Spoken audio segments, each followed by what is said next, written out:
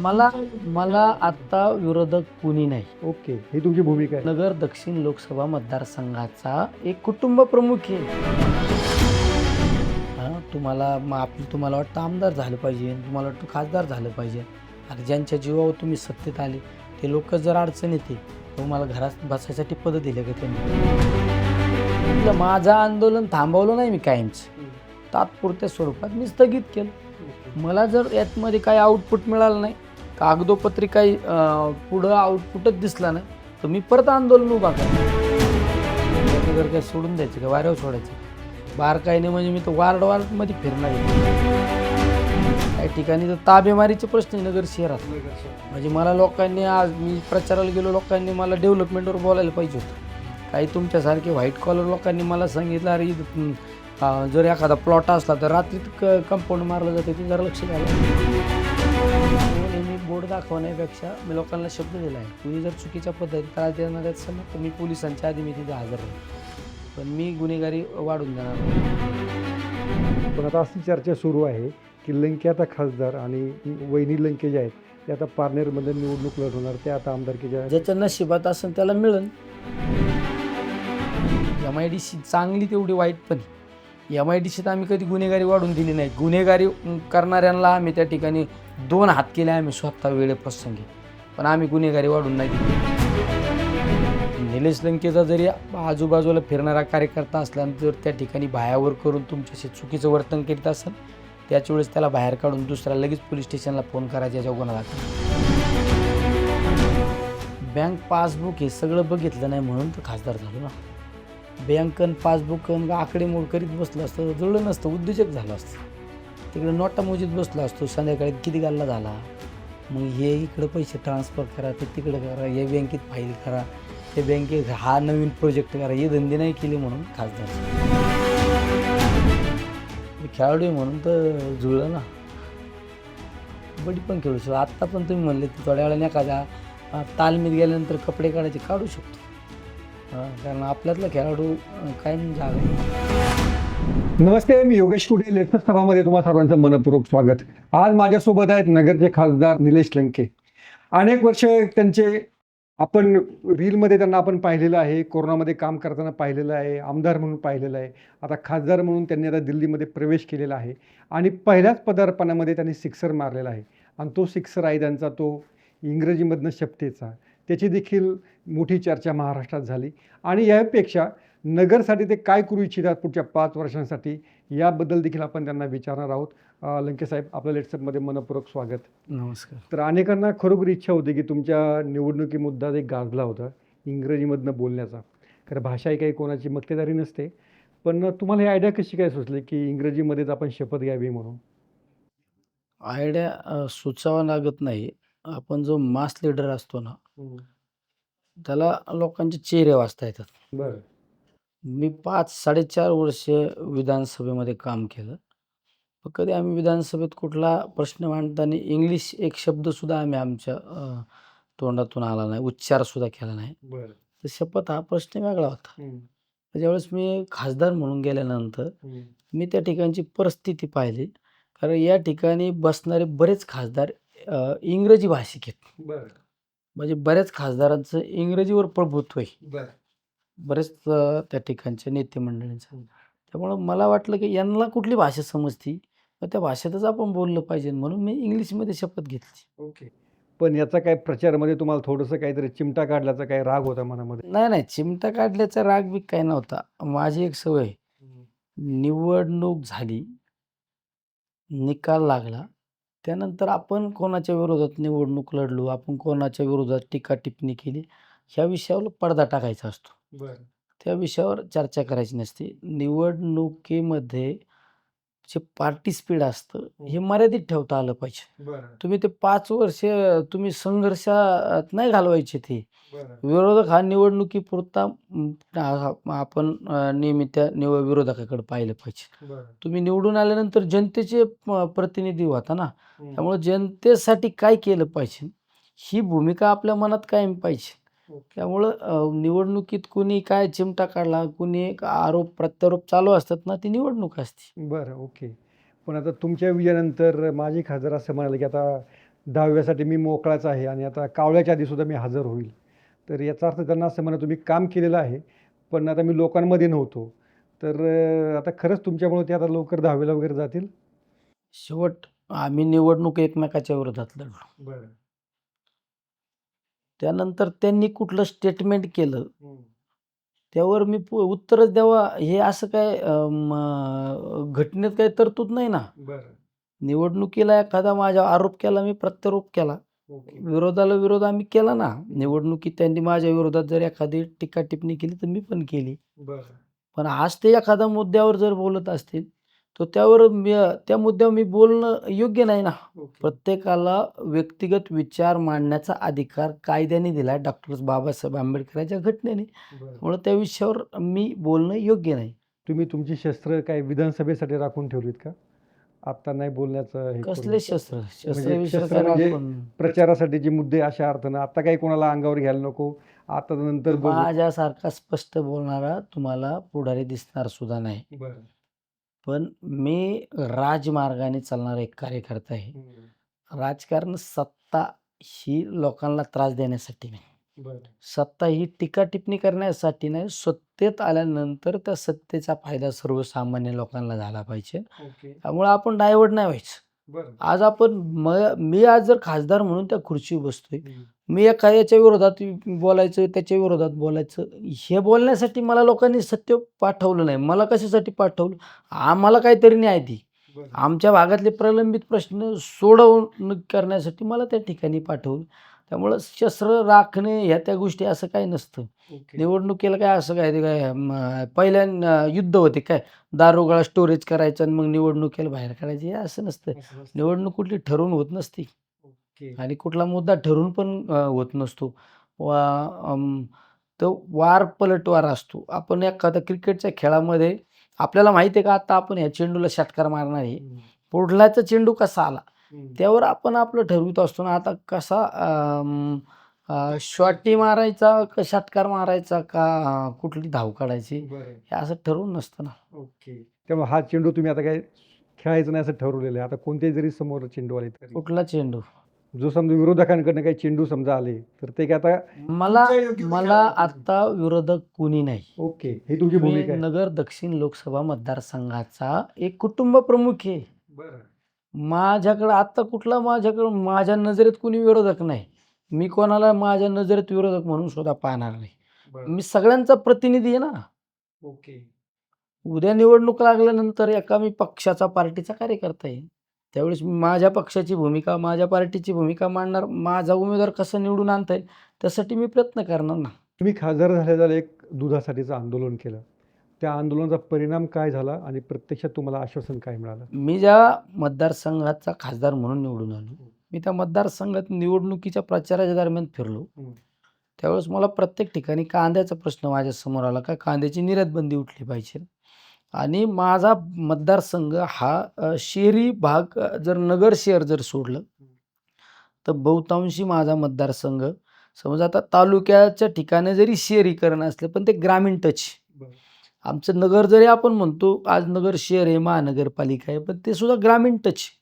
म्हणजे नगर शहरात राहणार माणूस कोण आहे? खेड्यातलाच येऊन थांबलाय ना तिथं.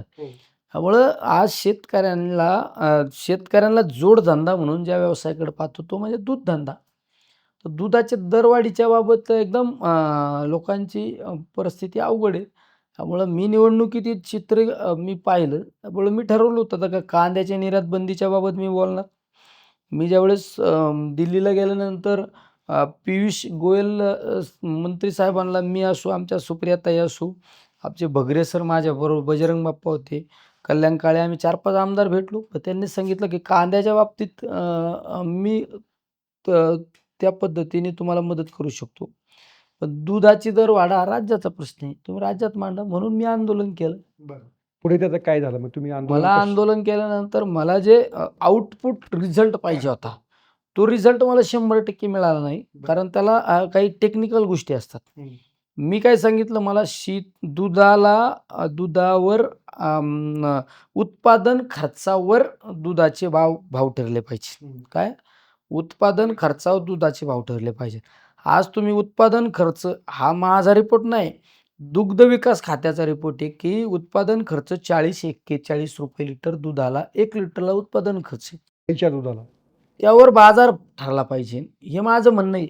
पण ते मी मान्य केली. त्यांनी मला सांगितलं, जर उत्पादन खर्चावर जर बाजार ठरवायचे असेल, तर त्यासाठी कायदा करणं अपेक्षित आहे. आणि मग जर कायदा करायचं म्हणल्यानंतर काही वेळ त्यांनी मागवून घेतली. तर त्या गोष्टी पण मला पटल्या ना. समज मी आता म्हणलो, मला उद्या कायदा करून देऊ शकत नाही ना ते. त्यामुळं त्या गोष्टीच्या बाबत मी काही वेळ त्यांनी मागितली, मी दिली वेळ. दुसरा मुद्दा मी सांगितलं, की मग आत्ताच्या परिस्थितीत तुम्ही जे अनुदान देता, त्या अनुदान देता तर अनुदान देऊ नका ना, डायरेक्ट दुधाला रेट वाढून द्या ना. कारण अनुदान का देऊ नका? तर अनुदानासाठी ज्या अटी शर्ती आहे, माझा शेतकरी पिळवायचा, फक्त कागदपत्र गोळा करायला लावायचे आणि शेवटच्या टप्प्यात यादी मंजूर झाली का ती त्याच्यातलं 10% लोकांना पण अनुदान मिळत नाही. आणि ते अनुदान मिळालं, ते स्पर्धा लागते पुढाऱ्यांची. माझ्या हाताने चेक वाटप करायचे, माझ्या हाताने चेक वाटप करायचं. त्यासाठी म्हणलं, हे अनुदान देऊ नका, डायरेक्ट दुधाची बाजार वाढून द्या. त्यांनी काय सांगितलं, मी त्या संबंधित खात्याचा मंत्री असल्यामुळं अधिवेशन चालू आहे. मी आत्ता जर इथं घोषणा केली तर माझ्या हक्कभंग होऊ शकतो. मला मांडता येणार ना, तर त्या ठिकाणी तुम्हाला जाहीररित्या सांगू शकत नाही. पण मी यामध्ये बदल करण्यासाठी मी निश्चित अधिवेशनाच्या कालखंडातच प्रयत्न करतो. आणि तुमचा जे मुद्दा आहे का अटी शर्ती, त्या सगळ्याच्या सगळं शिथिल करतो, हे सांगितलं. पण अद्यापपर्यंत मी काय सांगितलं, माझं आंदोलन थांबवलं नाही मी कायमचं. तात्पुरत्या स्वरूपात मी स्थगित केलं. मला जर यामध्ये काही आउटपुट मिळालं नाही, कागदोपत्री काही पुढं आउटपुटच दिसला नाही, तर मी परत आंदोलन उभा करणार. ओके. तुमचं 5 वर्षांचा गोल काय खासदार म्हणून, की नाही मला हे 4-5 गोष्टी ह्या प्राधान्याने करायच्याच? 5 वर्षाचं गोल काय यापेक्षा, हा मतदारसंघाची भौगोलिक परिस्थिती सगळ्यात मोठी आणि प्रत्येक तालुक्यातला प्रश्न वेगवेगळा आहे. बऱ्यापैकी प्रत्येक तालुक्यात शाश्वत पाण्याच्या योजना झाल्या पाहिजे शेतीसाठी. काही ठिकाणी शाश्वत पिण्याचं पाणी मिळालं पाहिजे.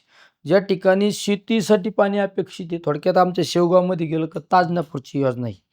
आमच्या राहुरीत गेल्यानंतर त्या ठिकाणची एक योजना आहे.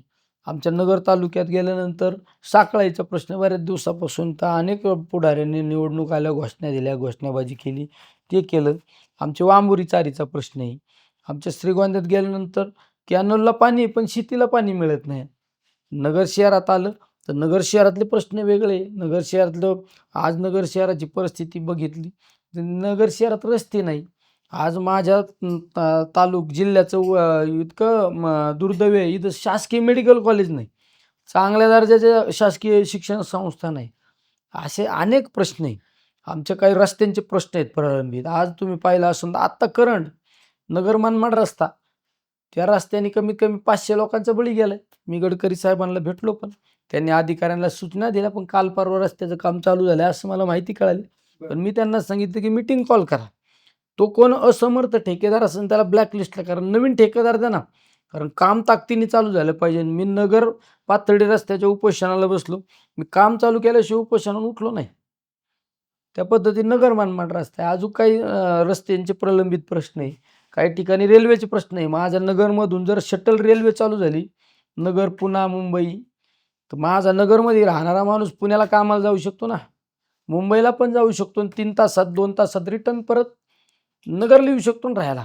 आज आपल्या ग्रामीण भागातला एखादा माणूस मुंबईला गेला, पुण्याला गेला नोकरीनिमित्त, 15,000 भाड्याला घर भाडं ठेवा, घर भाडं द्या, सगळं कुटुंब डिस्टर्ब होतं. पण तोच माणूस नगरमधून किती पास, रेल्वेचा किती पास कमी याच्यात मिळू शकतो ना, तो झालं पाहिजे. काही ठिकाणी रेल्वेचे थांबे मिळाले पाहिजे. आमच्या राहुरी खुर्दला थांबा ना, एक काळ राहुरीचं स्टेशन म्हणजे चांगलं नावाजलेलं स्टेशन होतं. पण पुढं श्रीरामपूरला गाड्या थांबायच्यात, तर राहुरीला गाडी थांबत नाही, तिथं गाडी थांबली. असे बरेच प्रश्न. काही ठिकाणी उड्डाण पूल झाला पाहिजे, आमच्या देऱ्यातला रेल्वे उड्डाण पूल झाला पाहिजे. असे वेगवेगळ्या भागातले आमच्या.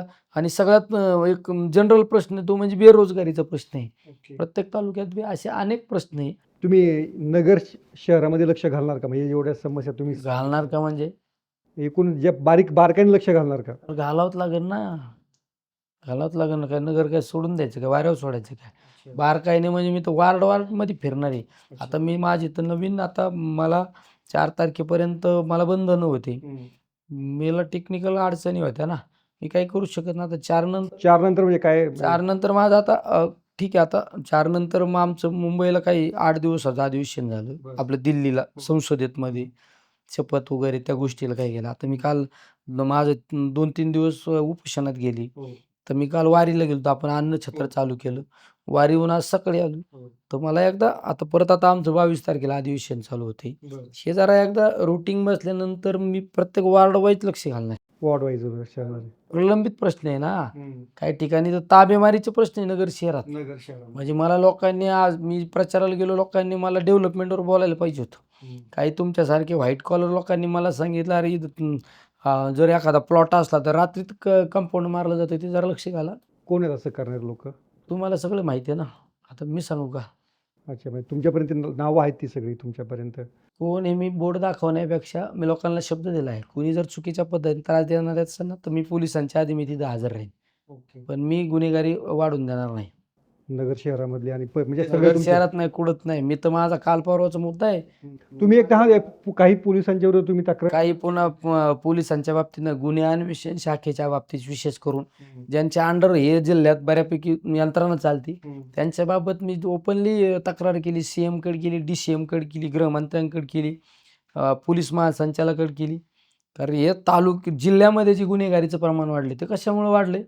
एका बाजूला अवैध धंदे वाढतात आणि अवैध धंद्याला पाठीशी घातल्यामुळं गुन्हेगारी वाढते ना. कधी एखादी घटना घडल्यानंतर तिचा तपास लागत नाही लवकर. असे किती प्रलंबित गुन्हे. आणि उद्या एखादा 302 सारखा प्रकार घडला, तुम्ही नंतर आरोपी आणला, उचलून आणला, त्याच्यावर त्याला जेलमध्ये टाकलं, सगळं केलं, पण माणूस गेला ना. परत परत जीवन आहे का? त्यामुळं गुन्हेगारी तर थांबली पाहिजे. माणूस, सर्वसामान्य माणूस सुद्धा आनंदाने वावरला पाहिजे, मोकळा श्वास घेऊन वावरला पाहिजे. अच्छा. तुम्ही निवडणूक प्रचारात सांगितलं होतं, तुमचे भाषण फार गाजलं की तुम्ही जी कोणती निवडणूक लढवली की तुम्ही ती जिंकताच. हे कसं काय घडतं असं हे की तुम्ही पहिल्यांदा लोकसभा लढवली? मी लोकांच्या हृदयावर राज्य करतो. कशामुळे? मी लोकांच्या हृदयावर प्रेमाने राज्य करतो. मी माझ्यातला मास लीडर, माझ्याकडं आजं पण जिवंत. मी कार्यकर्ता आहे, मी नेता नाही. त्यामुळं माझं आणि जनतेचं नातं कधी तुटत नाही ना. त्यामुळे माझ्या प्रत्येक निवडणुकीत जनतेचा काय सूर आहे मला कळतो ना. मी काय असं 4 पुढाऱ्यांच्या भरोश्यावर चौकटीवर राजकारण नाही करीत. बाकी पुढाऱ्यांची एक चौकट असते ठरलेली, तेवढ्याच लोकांचं ऐकायचं आणि त्यांच्यावर चालायचं पुढं. मी सर्वसामान्य लोकांचं ऐकतो. मी एखाद्या लहान पोराचा सुद्धा सल्ला ऐकतो आणि त्याचा सल्लासुद्धा मला माझ्या राजकारणात एकदम फायदेशीर ठरतो. एखाद्या 90 वर्षाच्या बाबाचा पण सल्ला ऐकतो मी. त्यामुळं मला निवडणुका जिंकून येणं सोपं जातं, कारण माझ्यातला कार्यकर्ता आहे ना. अच्छा. पण जे असे लोकप्रिय नेते असतात त्यांच्याबद्दल असा आक्षेप घेतला जातो की लोकांमध्ये फार असतात, छोटे छोटे प्रश्न सोडवतात, पण मोठे प्रश्न सोडू शकत नाहीत, मोठा मुद्दा सोडू शकत नाहीत. याच्याकडे तुम्ही कसं कोण पाहता? म्हणतं? मी आमदार म्हणून काम केलं 4.5 वर्ष. जे कामं कोणाच्याने करता आले नाही, केकेरेंसारखा प्रश्न पवारसाहेबांना घेऊन राजनाथ सिंग कोण प्रश्न सोडून आणला मी केकेरेंचा. जे अधिग्रहण होणार होतं अतिरिक्त ते थांबवलं मी. पण आता आत्ताच मी आमच्या PAला फोन केला, राजनाथ सिंग साहेबांना पत्र लिहा. काय पत्र लिहा? ज्या लोकांना शिक्के पडले ज्यांच्या संरक्षण खात्याचे ते शिक्के निघले पाहिजे. शिक्के निघल्याशिवाय त्याच्यावर कर्ज मिळत नाही, त्याला बँका लोन देत नाही, घरं बांधता येत नाही तिथं. अशक्य काय नसतं. मी काम होणारे 1800-1900 कोटी रुपयाचे कामं मतदारसंघात केले. इच्छाशक्ती लागते प्रबळ. हा छोट्या छोटा प्रश्न सुद्धा तेवढाच महत्त्वाचा असतो.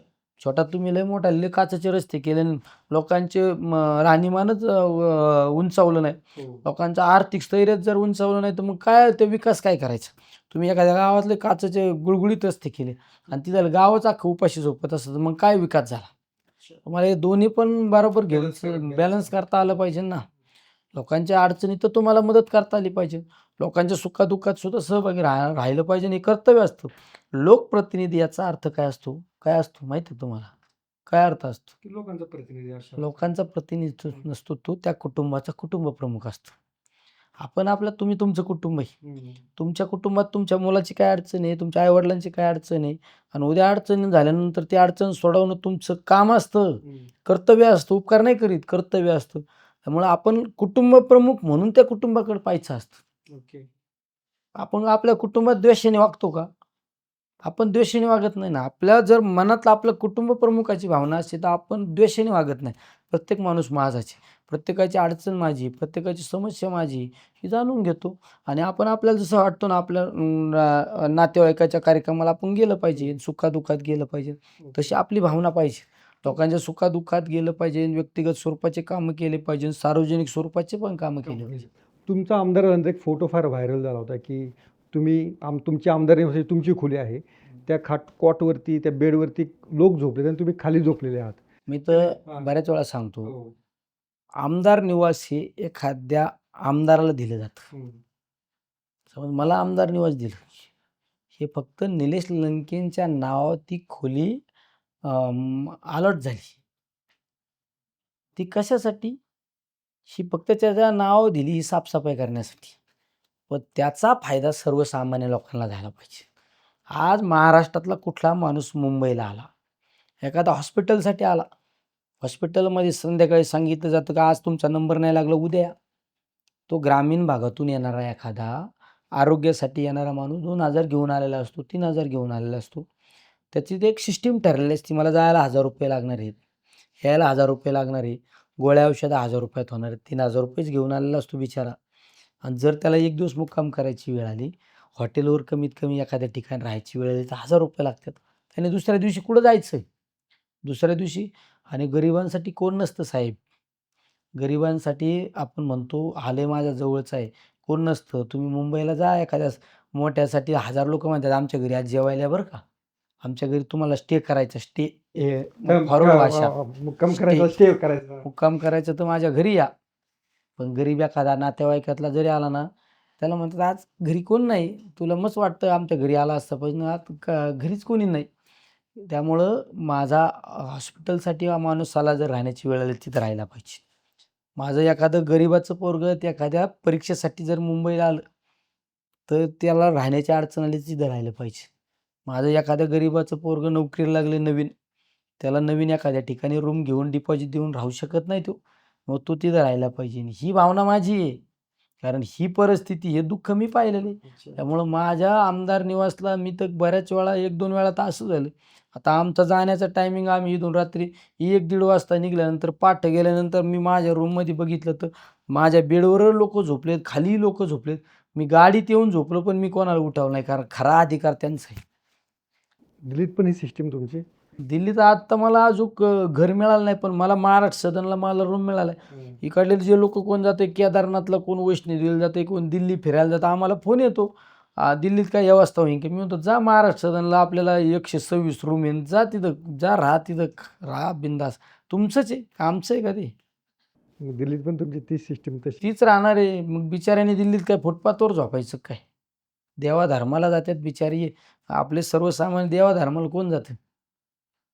कोणचा उद्योजक देवाला गेलेला दिसला का तुम्हाला? कवचित जातो एखादा. एखादा देवाला केदारनाथला गेला आणि वैष्णोदेवीला गेला आणि आमच्या पांडुरंगाला वारीत गेला आणि म्हणतो का मग 1000 कोटीचा टर्नओव्हर म्हणतो का? माझा भोळा बाबडा भक्तच जातो ना बिचारा. मग कुठंतरी पोटाला चिमटा घेऊन महिने 2 महिन्यात पैसे थोडे स्टोअर करतो, शिल्लक ठेवतो आणि तोच जातो देवाधिकाला. मग त्या बिचाराला जर आपल्या तिथे राहिले आणि त्याचे ₹1000-500 वाचले हे समाधान आपल्याला आहे ना, बरोबर. आणि ती जाणीव आपल्याला आहे ना. रोज किती फोन येतात तुम्हाला? रोज कंटिन्यू फोनच चालू आहे. 2 मोबाईल तर चालू आहे. जेवढं घेता येईल तेवढे घ्यायचे. जेवढे मिस कॉल पडते ना, आता तुमच्याबरोबर बसलो गेला ना माझ्या तास 1.5 तास. तर गाडीत बसलो मला तर आता शिक्रापूरपर्यंत तेच काम आहे. मिस कॉल पडलेल्याला कॉल करायचं जेवढ्याला रिझल्ट देता येईल तेवढ्याला द्यायचा. द्यायचंच ना. आपल्याला लय वाईट वाटत तर मग हे धंदाच करायचा नाही. अजितदादा काल पत्रकारांशी बोलताना असं म्हणाले की निलेश लंकेंना मीच तिकडे जायला सांगितलं की नाही तुला जर खासदार व्हायचं तर तू तर इकडनं खासदार हो. तर त्यात कितपत तथ्य आहे? दादा बोलले ना, दादा एका पक्षाचे नेते आहेत. या राज्याचे आत्ताचे उपमुख्यमंत्री. उपमुख्यमंत्री बोलतात, एका पक्षाचा नेता बोलतोय. माझ्यासारख्या कार्यकर्त्यांनी त्यावर बोलणं योग्य नाही. त्यावर बोलायचं नसतं. आपल्याला त्या गोष्टी पाळता आल्या पाहिजे ना. राजकारणातला एखादा वरिष्ठ नेता जर एखाद्या विषयावर बोलत असेल तर त्यावर आपण बोलून काउंटर करणं योग्य वाटतं का? मला तरी योग्य वाटत नाही. मी एक छोटा कार्यकर्ता आहे. काउंटर करण्यापेक्षा त्यातल्या लोकांना वाटतं की बाबा खरंच काय नक्की काय वस्तुस्थिती मी का बोलायचं सत्य लोकांना कळावं एवढं येतोय, बाकी काही नाही त्याच्यामध्ये. मी नाही बोलू शकत ना. उद्या तुम्ही एखादा तुमच्या मुखातून शब्द गेला, मी त्यावर बोलायचंच का मी? त्यावर बोलायचं नाही. एखादा जबाबदार नेता बोलतो ना, आपण का बोलायचं? आपण बोलायचं नाही. आपल्याला ते तर संस्कृती महाराष्ट्राने जतन केली ना, ती आपण पाळायची नाही, मग कुणी पाळायची? याचा दुसरा अर्थ असा होतो, तुम्ही जर बोलले नाही तर की दादा बोलले ते खरं आहे, लंकेंना नाही. कोणाला कसं बोललं तर लोकं अर्थच काढणार आहे ना. काढणार, लोक अर्थ काढणार ना. तुम्ही कसं वागा, तुम्हाला लोकं नावच ठेवित्यात. आपल्याला जे पटन ना, आपल्याला जे निलेश लंकेची एक सवय आहे, जे पोटात ना तेच वाटात आहे. त्यामुळं सगळ्याच गोष्टीला तुम्ही बोलले म्हणून मी बोलायचं आहे काय? हे नाही. मला माझ्या संस्कारात नाही, संस्कृतीत नाही. एखादा मोठ्या नेत्याने एखादे शब्द वक्तव्य केल्यानंतर माझ्या अख्ख्या निवडणुका बघा, मी कधी विरोधी उमेदवार सोडून कधी एखाद्या नेत्यावर टीका नाही केली. माझी लोकसभेची निवडणूक पहा, मी ज्या उमेदवाराच्या विरोधात निवडणूक लढवली, त्या उमेदवाराच्या विरोधात जे भाष्य केलं, मी कधी एखाद्या नेत्यावर बोललो नाही. मी बोललो असन, देश पातळीचा आज डेव्हलपमेंटचा काय परिस्थिती आहे, ह्या सगळ्या गोष्टी बोललो असून, आर्थिक निकषावर बोललो असेल, पण एखाद्या नेत्याबद्दल एकरी भाषेत मी बोललो नसन. नाही दादा, नाही एकेरी बोलायची काही गरज नाही. हां. मी निवडणुकीला 13 तारखेला मतदान झालं, 4 तारखेला निकाल लागला. काय?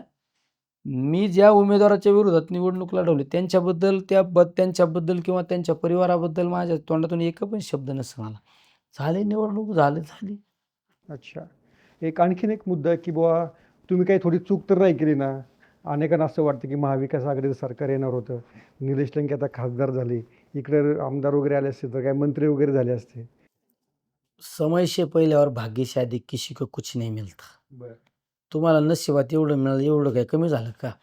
ज्या माणसाचे ग्रामपंचायत सदस्य होण्याची स्वप्न नव्हती, माझ्या अख्खा खानदानात ग्रामपंचायत सदस्य कोणी नव्हतं, तो माणूस ग्रामपंचायत सदस्य पार सरपंच झाला, पंचायत समितीत गेला, जिल्हा परिषदमध्ये गेला, आमदार झाला, खासदार झाला. याच्यापेक्षा काय पाहिजे?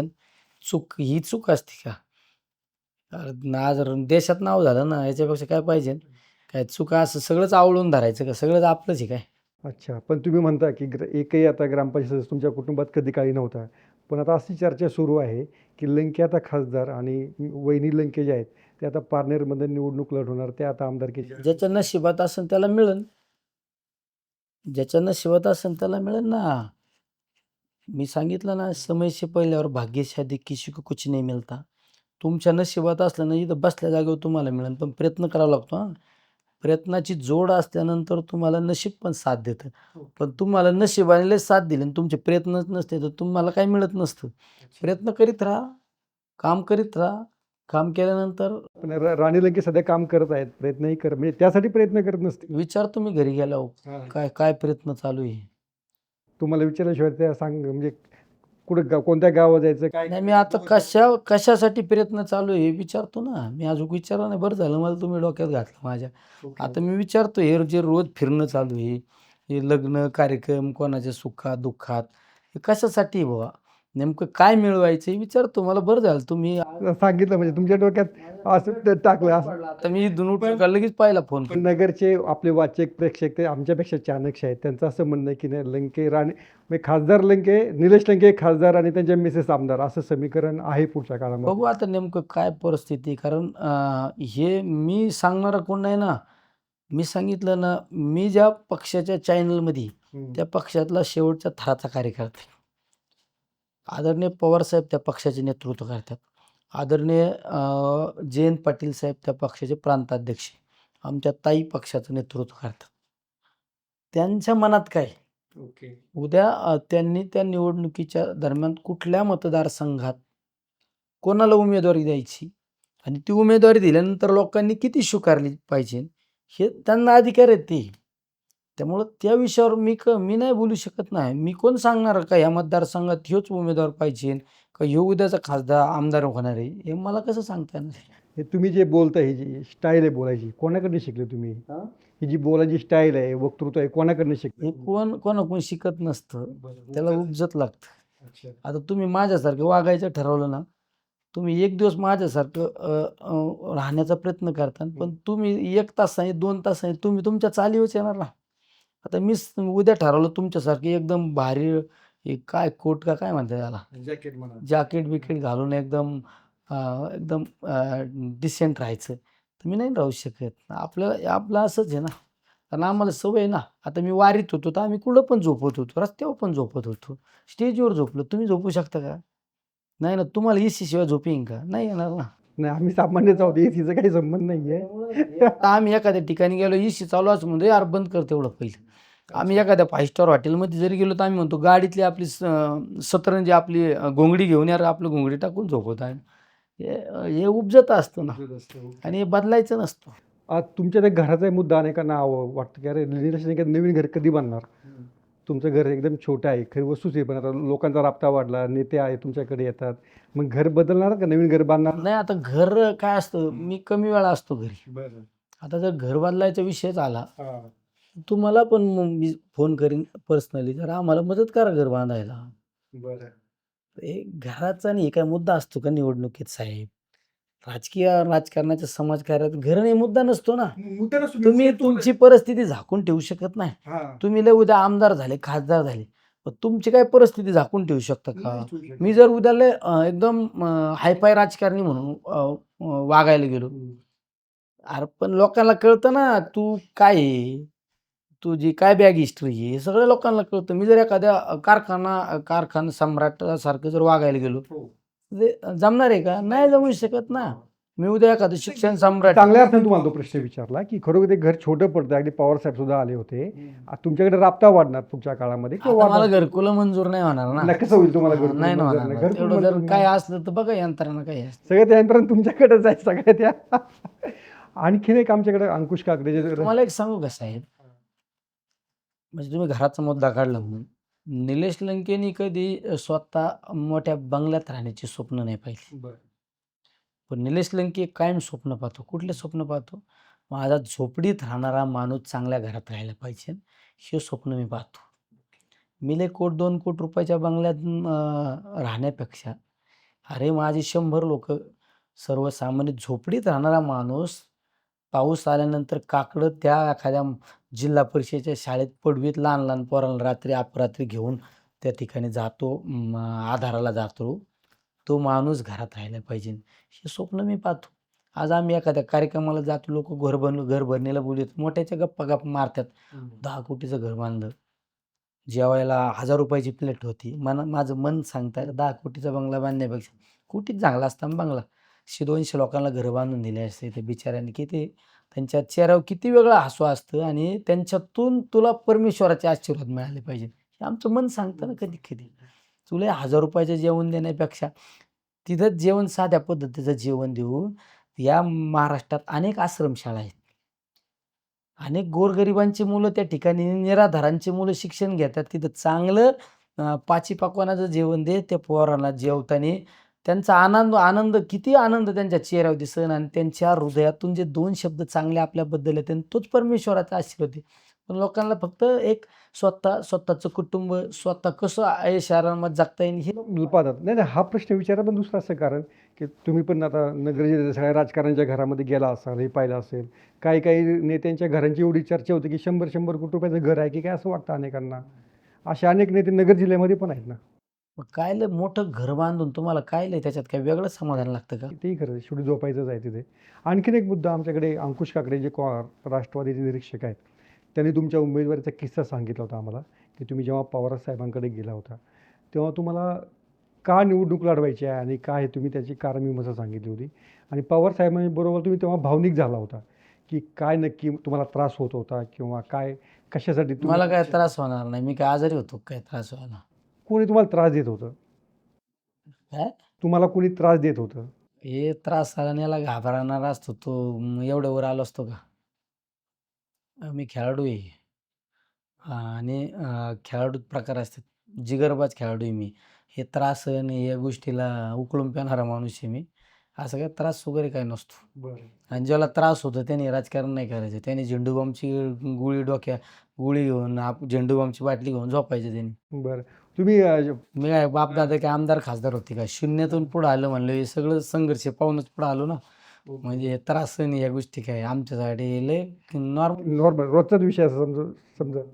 ओके. तुम्ही इतर नेत्यांशी बोलताना पण अशाच पद्धतीनं म्हणजे तुमचा जो बोलण्याचा टोन आहे हे आहे असंच असतं? मग काय विषय इतर नेत्यांशी काय वेगळं शुद्ध भाषेत बोलायचं. हा विचार टोन शुद्ध भाषेत नाही टोनचा की बुवा तुम्ही आता आल्यानंतर बाबा निलेश लंके आले आता काहीतरी आता आपल्याला यांचं काम करावंच लागेल असं पण एक धास्ती आहे. तुम्ही माझ्या संग ह्या भाषेत बोलता, हा. बरोबर आहे ना? तुम्ही एखाद्या लय मोठ्या माणसाची बोलत असताना तुम्ही काय भाषा बदलत नाही बदलत याच टोन मध्ये बोलतो. आपली बोली भाषा असती ना हो. प्रत्येकाची, बोली भाषा बदलत नसती ना. ओके. आणि तुम्ही बदलायला गेले का तिसऱ्या शब्दाला तुम्ही तुमच्या चालीव येत लगेच की कृत्रिम आहे लगेच कळतं आपल्याला जमत पण नाही ते. असं काय बदलाय बिदला आमच्या सगळ्यांना माहिती आहे. आपलं असं आहे साधं काम. पण साधाच कार्यकर्ता आहे ना, साधा म्हणूनच मोडला जातो ना मी. तुम्ही आणि बच्चू कडू सारखे असे मला वाटतं की सारखं असं तुमच्या दृष्टीने काय आहे ते मला माहित नाही. हा. तुमच्या चष्म्यात मी का आणि माझं कोणाबरोबर साम्य कसं आहे? साम्य नाही म्हणजे कसं आहे ते पण असं आक्रमक बोलतात ते त्याच पद्धतीनं थोडंसं जरा काय पटलं नाही तर थोडंसं जरा लगेच समोरच्या माणसावरती म्हणजे अधिकारी असेल काम नाही केलं काय नाही केलं तुमचा तसा किस्सा नाही आहे पण ते तरी कधी कधी हात पण उगारतात बच्चू कडू. हा, हात उगारतात, बरोबर आहे. त्यांचं पण बरोबर आहे. चुकीचं केलं उघडीत असते. मग तुम्ही कंट्रोल करता की काय करता मग? नाही, मला वेळच येत नाही. माझं प्रत्येक अधिकारी चांगलं काम करतो बिचारा. बरं. आणि आपण आज्ञाधारकपणे विनंती वजा जर सांगितलं तर करतात. कोट आमच्या भाषेत कोट अनकोट म्हणतात त्याला विनंती वजा म्हणजे विनंती वजा म्हणजे समजलं तर विनंती. मी प्रत्येकाला आज पण फोन केल्यानंतर साहेब माझी नम्र विनंती आहे, माझ्या अशा गरीब माणसाचं काम आहे, तेवढं काम करा साहेब, ही विनंती करतो. विनंती केल्यानंतर पुढला माणूस किती निर्दयी असला तर त्या बिचाराला पाजर फुटतो ते काम करतो. मी जर म्हणलं मला माहीत नाही काम कर तर तेवढ्यापुरती एक काम करेन, 2 काम करेन, पण त्या माणसाला त्या माणसाच्या मनात आपल्याबद्दल आदर राहणार नाही ना. त्यामुळे आपण आदरपूर्वकच सांगायचं ना. पण लोकांना तुमच्या विनंतीमध्ये दम वाटत असेल तर? नाही कसं नाही, अजिबात वाटत नाही. हे निम्मे अर्धे अधिकारी असो कर्मचारी असो माझ्या ताटात जेवायतात. मी एखाद्या ऑफिसला गेल्यानंतर तो ऑफिसचा शिपाई माझ्या जेवढा लाडका असतो ना तेवढा अधिकारी पण असतो. ते शिपाई माझ्या गळ्यात हात घालतो. जेवायच्या टायमाला जर मी एखाद्या ऑफिसमध्ये गेलो मला जरी भूक लागली तर त्याला मी हळूच म्हणतो यार काय आहे का नाही अवस्था. तो लगेच त्या म्हणतो हाय डबा आहे निम्मी एक भाकर उरलेली तेवढं देतो. मग त्याने एक खाल्लेली असती एक मला देतो. असं प्रेम आहे आपलं. म्हणजे उगाच त्याच्याशिवाय अधिकारी मला सगळ्या निवडणुकीत अधिकाऱ्यांचं सगळ्यात जास्त मतदान झालं आहे. पोस्टल मतदान कोणाचं असतं? अधिकारी कर्मचाऱ्यांचा असतो. त्यांचं चांगलं मतदान असं ठीक आहे. आता टॉपचे अधिकारी जे असतात ना उच्च एकदम ते IPS BPS म्हणतात ना त्या दर्जाचे अधिकारी त्यांना सत्तेवाल्यांचं ऐकावं लागतं ना. त्याच्यामुळे त्यांच्याकडून थोडं दुजाभाव होतो म्हणायला, पण ते आपण सोडून द्यायचं, त्याचा काही विचार करायचा. या सत्तेवरून आठवलं की निवडणूक झाल्या सुपे भागातली काही अतिक्रमण म्हणून काही काढण्यात आली होती. ती म्हणजे तुमच्या समर्थकांची होती. तुम्ही ती अतिक्रमण तुमच्या मार्फत ती वसवण्यात आलेली होती. त्याचं काय झालं पुढे? नाही, अतिक्रमण काय समर्थक वगैरे गरीब हा कोणाचा समर्थक नसतो. तो गरीब हा त्याच्या पोटाचा समर्थक असतो. गरिबांवर ठीक आहे काही ज्यांनी अतिक्रमण काढले त्यांच्यासाठी काहीतरी फ्युचर प्लॅन असू शकतो. आता मीच त्या रस्त्यासाठी 352 कोटी रुपये मंजूर करून घेतले. म्हणजे आमचं दिवी-भैऱ्या फाटा तर आमचं दिवी-भैऱ्या फाट्यापासून पारनेर आमचं पुढं सुप्याहून वाळवणं, आस्तगाव, सारोळा आणि खडकी नगर या दौंड रस्त्याला 352 कोटी रुपयाचा रस्ता मी मंजूर केला मी आमदार असताना. नंतरच्या काळात काही संबंधित विभागांनी कारवाई केल्या. त्यांचं माझ्यापेक्षा काही वेगळं फीचर असू शकतं. मला अजून मी त्या खोलात गेलो नाही. त्यामुळे अतिक्रमण या त्या गोष्टी काढल्या तर मी काय अतिक्रमणाचं समर्थन नाही करू शकत ना. शेवट आपल्याला डेव्हलपमेंट झाली पाहिजे. पण डेव्हलपमेंट होत असताना विनाकारण एखाद्याच्या अन्नात माती पण नाही कालवली पाहिजे. ही आमची भूमिका नेहमी असते, आज असते, उद्या पण असणार आहे. आमचं म्हणणं आहे उद्या डेव्हलपमेंटला जर अडचण येत असेल ना तर आम्ही तिथं येऊन आम्ही ते काढायला लावू ना.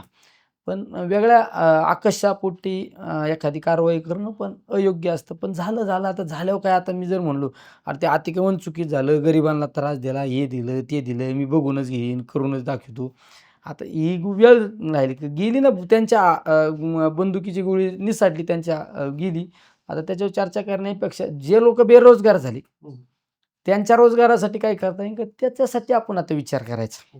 आता म्हणायचं का आपण एखाद्या अधिकाऱ्यांनी अतिक्रमण काढलं मग आता त्या अधिकाऱ्यांना आपण आता खासदार झालोय मग अधिकाऱ्याची बदलीच करू, अधिकाऱ्याला त्रास देऊ हे नाही म्हणायचं. आता ते झालं ना. आता अधिकाऱ्याला बिचारायला काय दोष देण्यापेक्षा तो वेळ त्या बेरोजगारांसाठी काही करता येईल का आपल्याला, नवीन काही त्यांच्या उदरनिर्वाहासाठी याच्यावर विचार करायचा.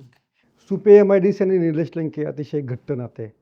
तर सुपे MIDC मध्ये पुढे काही विस्ताराच्या काही योजना आहेत? 100% सुपा MIDC तर वाढणारच आहे. सुप्याबरोबर मी ढवळपुरी MIDCच्या बाबतीत उद्योग मंत्र्यांना बऱ्याच वेळा भेटलो. उद्योग मंत्र्यांनी एक सर्वे करायला टीम पण पाठवली होती. ढवळपुरी पण आमची, ढवळपुरीला बाजूला मुळा डॅम आहे. मुळाचं पाण्याचा सोर्स उपलब्ध होऊ शकतो. 100 किलोमीटर कल्याण आहे, 100 किलोमीटर नाशिक आहे, 100 किलोमीटर संभाजीनगर आहे, 100 किलोमीटर पुणे आहे, सेंटर आहे. ढवळपुरीमध्ये क्षेत्र कमी रेटमध्ये पण क्षेत्र मिळेल, तिथे एक सोर्स चांगला आहे.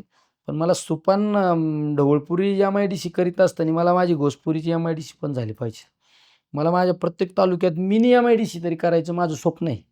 बघू आता किती सत्यात येत उतरवतो, पण उतरीन मी सत्यात. अनेक असा आक्षेप दिला जातो की तुम्ही मागाशी जो विनंतीवाद हा जो शब्द वापरलेला आहे की सुपे MIDC मध्ये तुमच्या अशा विनंती असतात की लोक तिथं थोडेसे लंकेंना घाबरतात. निलेश लंके ज्यावेळेस सरपंच झालता, घाबरतात विरोधक अपप्रचार केला, पण कोणी उद्योजक माझ्याबद्दलच कधी चुकीचं बोललं नाही.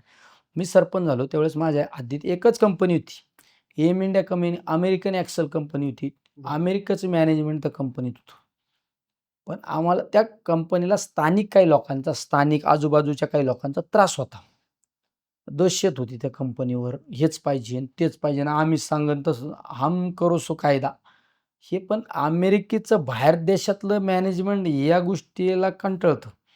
त्यांच्याकडं नो करप्शन असतं, वेगळी सिस्टीम नाही त्यांच्याकडं, सगळं एका अँगलमध्ये काम असतं.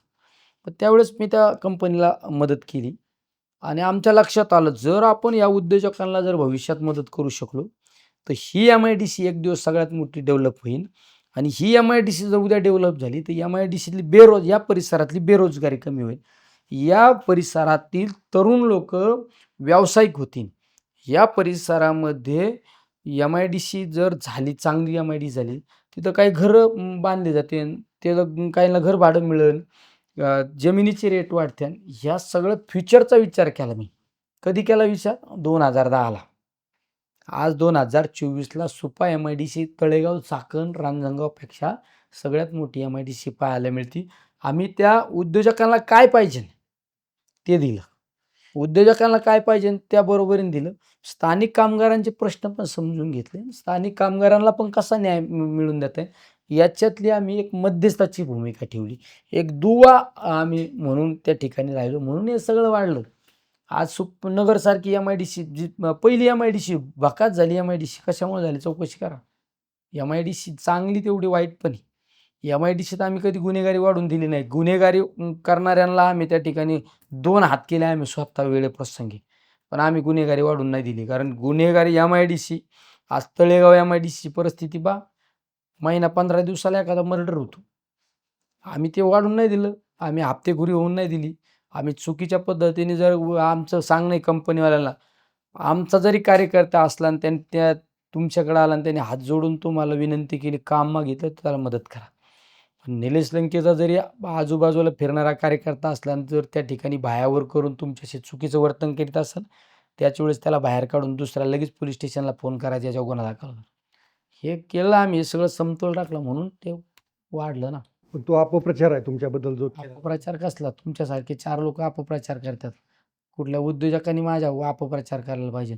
उद्योजकांनी माग घेऊन सांगा, उद्योजक माझ्याबरोबर राहतो.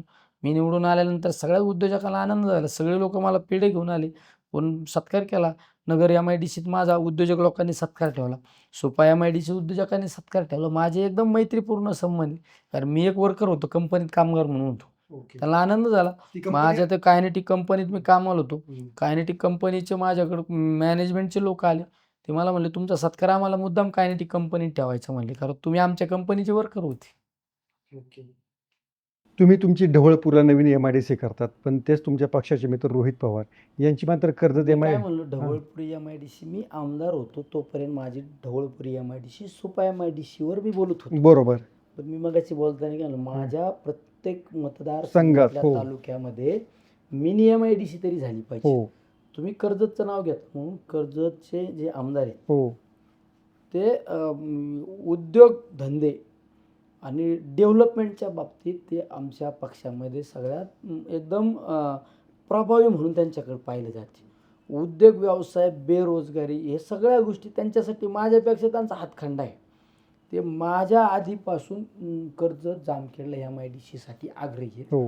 पण त्या ठिकाणी काही टेक्निकल गोष्टी ज्या होत्या, काही अभयारण्याचा विषय होता, काही ठिकाणी जेवढ्या पद्धतीने लँड उपलब्ध होणं अपेक्षित होतं तेवढी लँड उपलब्ध नसल्यामुळं त्यांनी वेगळी जागा सुचवली.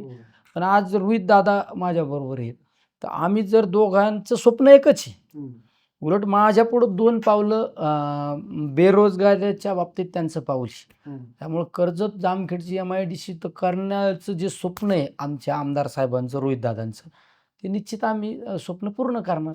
ओके. माझा पुढचा प्रश्न असा होता की तुमची मंजूर होते आणि त्यांची नामंजूर राहते, असं का का होतं असं? तिथं काहीतरी टेक्निकल गोष्टीची अडचण आहे, मला पूर्णपणे माहीत नाही.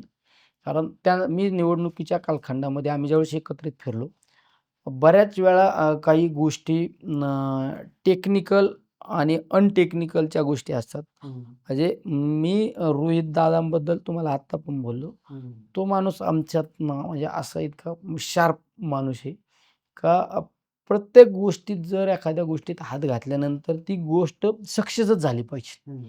तर त्यांना माहिती आहे ना, त्यांनी जो MIDCची जी जागा बदलवण्याचा आग्रह केला, त्यांना माहीत होतं 100-200 एकरात तुम्हाला जर एखाद्याला वाटतं 100 एकरात MIDC होत होती आणि ती रोहित दादांनी नाही करून दिली.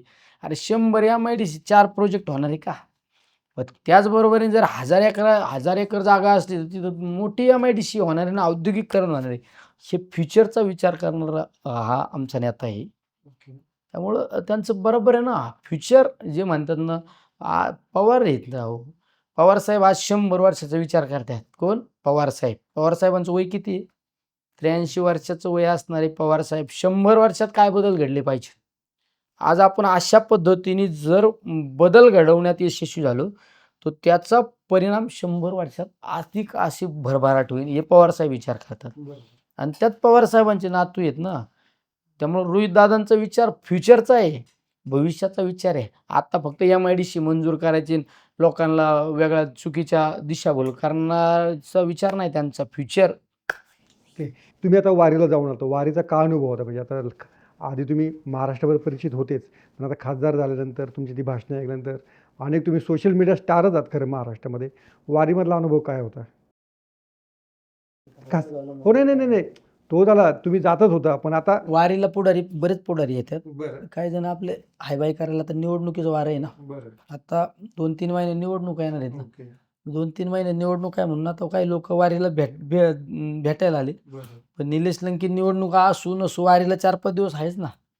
आमचं तर अन्नछत्र होतं, आम्ही अन्नछत्रमध्ये पायी जाणारा आमचा वार करायसाठी आम्ही अन्नछत्र म्हणजे तिथं आम्ही नाश्ता ठेवला, वडापाव असू, चहा असू, तुमची पाण्याची बाटली असू. एक वैद्यकीय कक्ष होता, वैद्यकीय कक्ष आमच्या 2 ॲम्ब्युलन्स वारीत होत्या.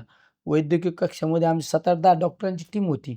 डॉक्टरांचे कोणाला काय त्रास होतो त्याला गोळ्या, औषधं, इंजेक्शन.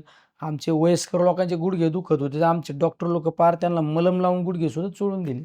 सेवा करायची, कारण आम्ही प्रत्येकात पांडुरंग पाहिला ना, प्रत्येकात आम्ही वारीतला येणाऱ्या भक्तात आम्ही पांडुरंग पाहतो, म्हणून आम्ही त्यांची सेवा करतो. चालत्या बोलतात देव पाहतो आम्ही. हाच तुमचा जो कोविडचा अनुभव आहे, हा पण महाराष्ट्रभर फार हे झाला की तुमच्या इतकं काम आमदार म्हणून कोणीच केलं नाही. तर ते कामाचे लोक अजूनही आठवण काढत असतील, जे तुम्हाला कोणी पेशंट म्हणून आम्ही गेले काम काय? बिम नाही केलं, आम्ही उपकार नाही केला लोकांवर, आम्ही आमचं कर्तव्य केलं. कारण तुम्ही आज पाहिलं असं, तुमच्या कुटुंबात किती लोक आहेत? 10 लोक समजा, 10 लोक. तुम्ही ज्या ठिकाणी राहता, तुम्ही, तुमचे मुलं, आई वडील, लोकांची कुटुंबाची व्याख्या मर्यादित झालेली. आपण, आपली बायको, आपली मुलं आणि जमलं तर आई वडिलांना सांभाळणारे कुटुंब आहे, ही लिमिटेड कुटुंबाची व्याख्या आहे. निलेश लंकेचं कुटुंब म्हणजे हे सगळं माझं कुटुंब आहे. ही भूमिका माझ्यात होती, हे विश्वची माझी माहेरघर, ही भूमिका माझी होती, म्हणून मी वेगळं काही केलं नाही, मी उपकार नाही केला, मी कर्तव्य केलं. त्यावेळेची परिस्थिती अशी होती, ही सृष्टीच राहते का नाही अशी परिस्थिती होती. तुम्ही जर व्हॉट्सअप उचकलं नाही, एखाद्याचा वाढदिवसाचा बॅनर दिसला तर धक्का बसायचा, याचा श्रद्धांजलीचा बॅनर नाही ना. शेजारचं कोणी गेलं तर माहीत नाही झालं आपल्याला, मेलं तिकडं अंत्यविधी केली. भले भले उद्योजक 1000-1000 कोटी रुपयाचे उद्योजकांच्या अंत्यविधीला घरातले लोक गेले नाही, म्हणले ॲम्ब्युलन्समध्ये टाका आणि तसेच अंत्यविधी करा. मी तर काही लोकांचे नावं सांगू शकतो, पण नाही सांगायचे. कशाला ते बिचाऱ्यांचे, ज्यांनी अख्ख्या आयुष्यात साम्राज्य उभं केलं. आपल्या जिल्ह्यातले की सगळ्यात इतका मोठा उद्योजक आहे. तो वारला बिचारा, मेला, त्याचे घरचे लोक अंत्यविधीला नाही आले. आमच्या ऑफिसचं पोरगं गेलं ॲम्ब्युलन्समध्ये, त्याला लाज वाटली. तेव्हा इतकं मोठं नाव कमावलं या उद्योजकांनी. महाराष्ट्रात नाव होतं आणि त्याच्या अंत्यविधीला घरातलं कोणी येत नाही, तर तो गेला डेड बॉडी घेऊन ॲम्ब्युलन्समध्ये. ही परिस्थिती होती. त्यावेळेस मी प्रत्येकात माझा माणूस पाहिला. काय? माझा माणूस पाहिला नाही. माझा माणूस अडचणीत आहे ना, मी त्यांना वाचवणार. मी त्यांच्यासाठी माझा शेवटचा श्वास घेऊस तर मी त्यांच्यासाठी लढणार. ही भूमिका होती म्हणून मी काम करू शकलो. वेगळं काही नाही केलं. उपकार-बिपकार मी थोडा केला आहे. माझं कर्तव्य पार पाडलं. ते कर्तव्य मी ज्या वेळेस असं समाजावर संकट येईन त्यावेळेस करणार. माझा जीव धोक्यात घालणार. माझं काय होईन ते व्हायचं ते होऊ द्या. माझ्या लोकांसाठी मी झटणार. ही अशी एक धाडसी वृत्ती तुमच्या लहानपणापासून होती? मग काय त्याशिवाय झालं का? भित्रा असता तर घरात जाऊन बसला असता, बिळात गेला असता, नको आहे कोविड होईल. मास्क लावला असता, मग ती पीपी किट घालून हिंडला असता आणि लाईव्ह मिटिंगा घेतल्या असत्या. हे घाबरत नाही मी, घाबरत नाही याचा अर्थ हा माणूस माझा माणूस आहे ना, त्याच्यामुळे मी अजित आहे ना. हां, तुम्हाला वाटतं आमदार झालं पाहिजे, तुम्हाला वाटतं खासदार झालं पाहिजे. अरे ज्यांच्या जीवावर तुम्ही सत्तेत आले, ते लोकच जर अडचणीत आहे, तर तुम्हाला घरात बसायसाठी पदं दिले का त्यांनी? त्यांच्यावर आज संकट आहे ना, त्यांच्यापुढे 2 पावलं झाले पाहिजे म्हणून लोकांनी तुम्हाला सत्तेत पाठवलं ना. तुम्ही उद्धव ठाकरेंना भेटले खासदार झाल्यानंतर, त्यांची आणि तुमची भेट कशी झाली?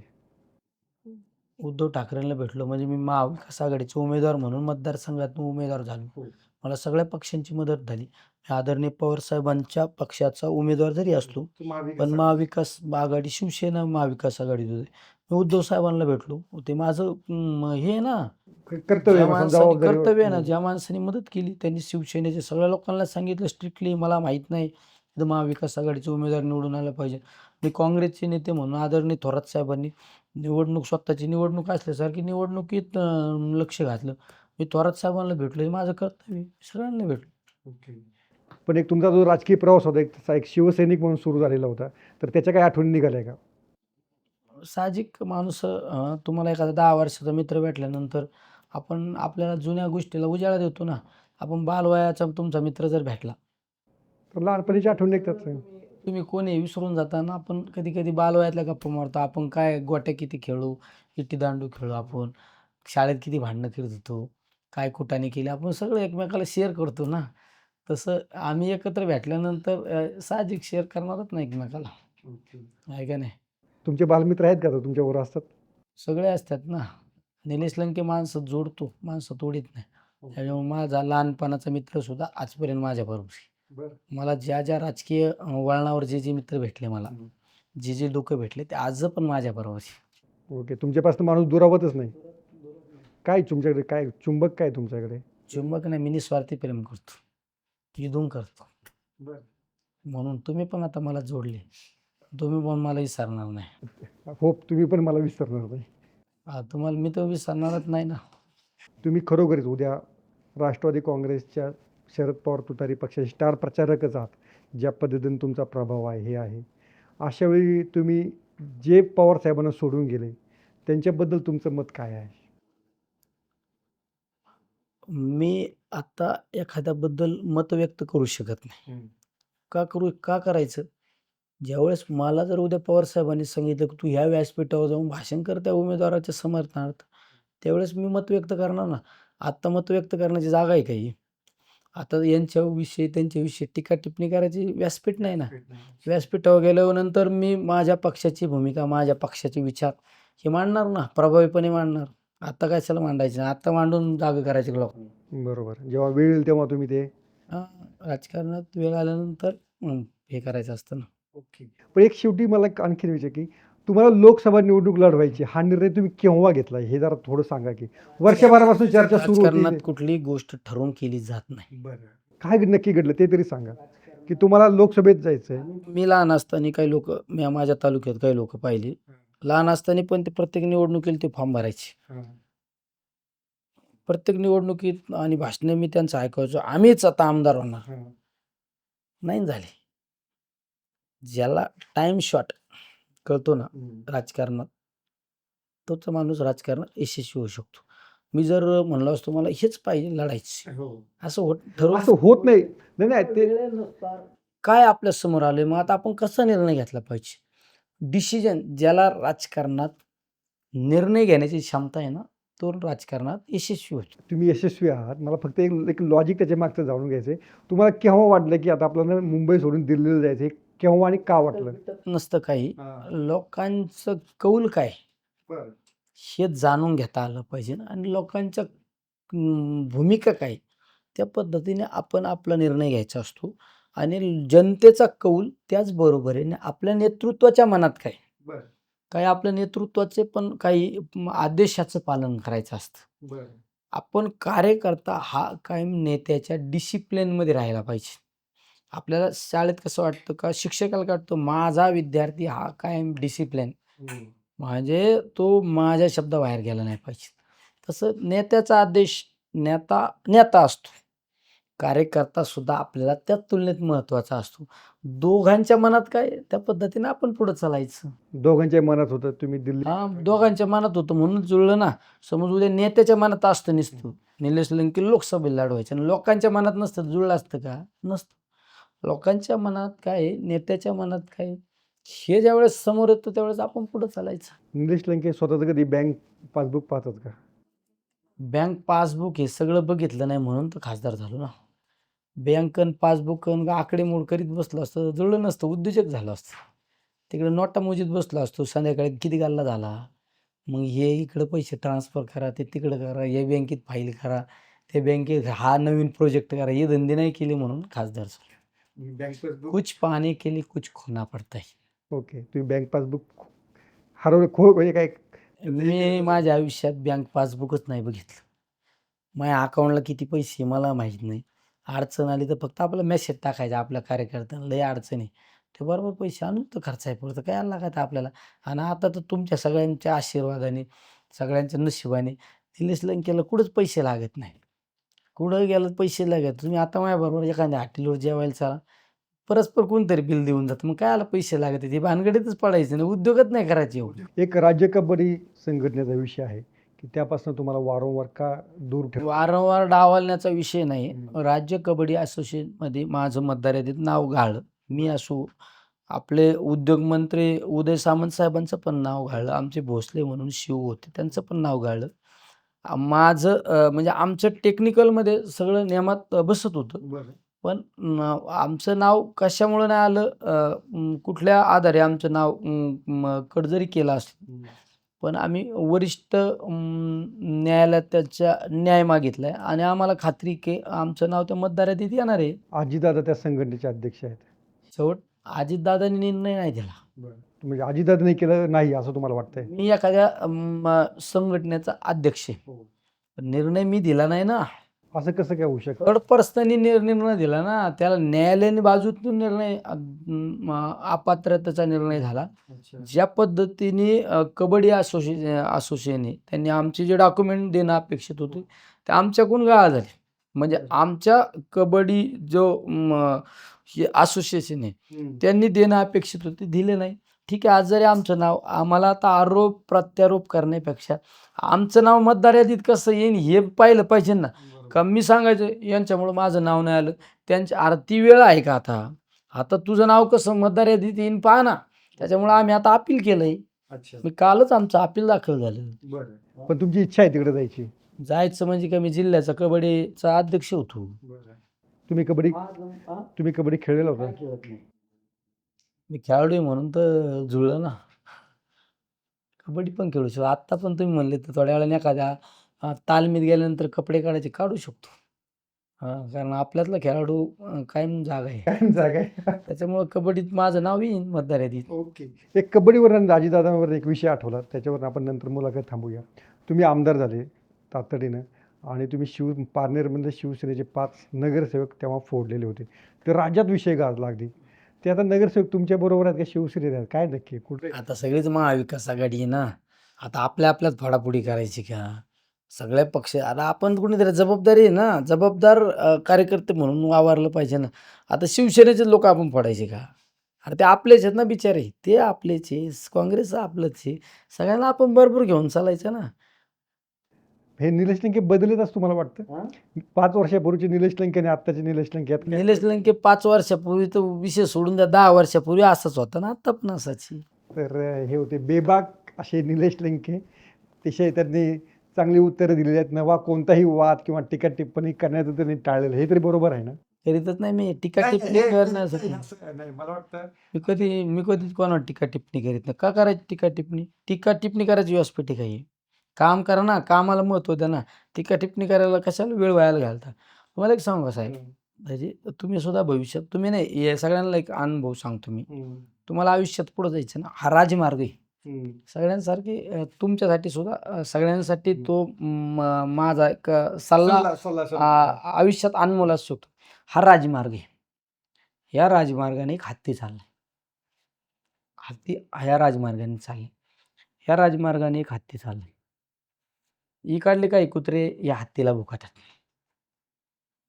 आणि इकडले कुत्रे या हत्तीला भुकतात. पण हे हत्ती आहे ना, कुत्रं भुकलं म्हणून ते मागं पळालं म्हणून कुत्रं हे असा इकडं पळालं म्हणून ते कुत्रं कुठं जातं? ते 100 फूट लांब पळातं ना. पण इकडला जो हत्ती चाललेला आहे ना, ते कुत्रे भुकू नाही ते काही भुकू, ते पुढं चाललेला आहे. ह्यो कमी वेळात पुढं पोचतो आणि ह्यो याच्या त्याच्या मागं लागतो नाही, ह्या कुत्र्याच्या मागं कुत्र्याच्या मागं लागलं म्हणून पण कुत्रं 200 फूट लांब पळातं ना. पण त्याची एनर्जी वायाला कोणाची गेली? एनर्जी वायाला कोणाची गेली? हत्तीची एनर्जी वायाला गेली आणि हत्तीला जे कमी वेळात पुढं जायचं होतं ते जाता आलं नाही ना. पण जो हत्ती राजमार्गाने चालतो ना, तो हत्ती कमी वेळात पुढे निघून गेला. त्याचं उदाहरण निलेश लंके.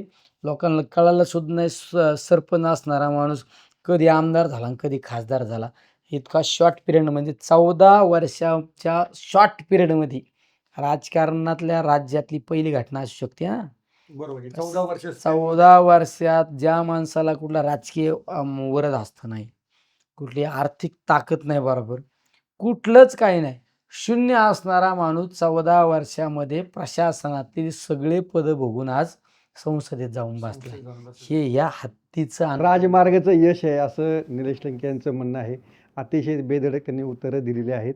काही त्यांनी राखून पण ठेवलेलं आहे. ते म्हणतात नाही राखून ठेवलेलं. राखून बिखून ठेवायचे काय कारण? तुमच्या सगळं शेअर केलं असतं. सगळे शेअर केलं मला असतं. काय कोणी फाशी देणार आहे काय बोललं असतं तर? तरी ते म्हणतात तसं, पण ठीक आहे त्याच्याशी मी सहमत नाही असं आपण म्हणूया. तर अतिशय चांगली मुलाखत निलेश लंकेंनी दिलेली आहे आणि अशी आपल्या वारंवार मुलाखती होत राहूत अशा सदिच्छांसह थांबूया. थँक्यू.